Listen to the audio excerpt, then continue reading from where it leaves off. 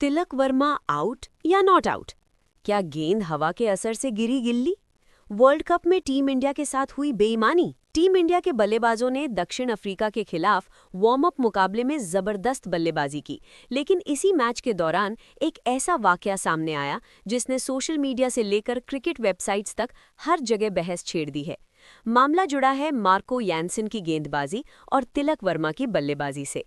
आप ध्यान से देखिए, मार्को यानसन के हाथ में गेंद है, वो रन अप लेते हैं और एक खास एंगल से गेंद डालते हैं। सामने तिलक वर्मा अपने स्टैंड्स में खड़े हैं। अब जरा इस पल को आगे बढ़ाकर देखिए। गेंद तिलक वर्मा के लेग साइड से पैरों के बीच से निकलती हुई दिखाई देती है। यहाँ साफ दिखता है कि गेंद सीधे स्टंप्स को हिट नहीं करती और पीछे की तरफ निकल जाती है। गेंद विकेट के पार जा चुकी है। लेकिन इसके तुरंत बाद जो नज़ारा दिखता है वही पूरे विवाद की जड़ बन जाता है। विकेट के ऊपर लगी बेल्स यानी गिल्लियां नीचे गिरती हुई नजर आती हैं। पहली नज़र में तो ऐसा लगता है कि बल्लेबाज क्लीन बोल्ड हो गया है और ये साफ साफ आउट है।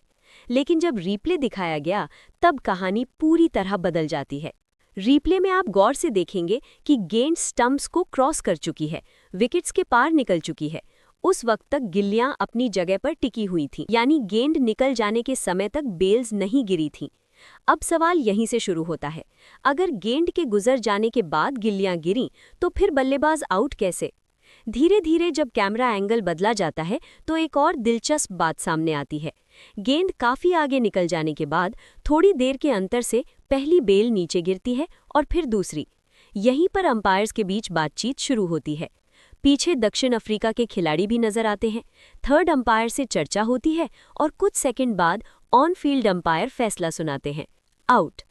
अब सवाल ये है कि आखिर किस आधार पर तिलक वर्मा को आउट दिया गया? अगर हम इस घटना को और ध्यान से देखें तो एक थ्योरी सामने आती है। कई बार जब गेंद बहुत तेज रफ्तार से आती है तो वो स्टंप्स को हल्का सा छूते हुए निकल जाती है। उस टच को कैमरे में पकड़ पाना मुश्किल होता है, लेकिन आवाज यानी टक सुनाई देती है। ऐसे मामलों में गेंद तो अपनी स्पीड की वजह से तुरंत आगे निकल जाती है, लेकिन बेल्स को गिरने में एक पल का समय लग सकता है। यानी पहले संपर्क होता है, फिर थोड़ी देर बाद गिल्लियां गिरती हैं। यही तर्क इस फैसले के पीछे बताया गया।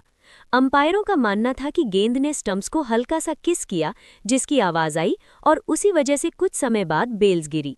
इसलिए तिलक वर्मा को आउट करार दिया गया। हालांकि ये फैसला अब भी फैंस के गले नहीं उतर रहा। सोशल मीडिया पर लोग सवाल उठा रहे हैं कि क्या ये सही फैसला था या फिर टीम इंडिया के बल्लेबाज के साथ नाइंसाफी हुई। अब सवाल आपसे है, आपके हिसाब से तिलक वर्मा आउट थे या नॉट आउट? अपनी राय कमेंट में जरूर बताइए। Cricket file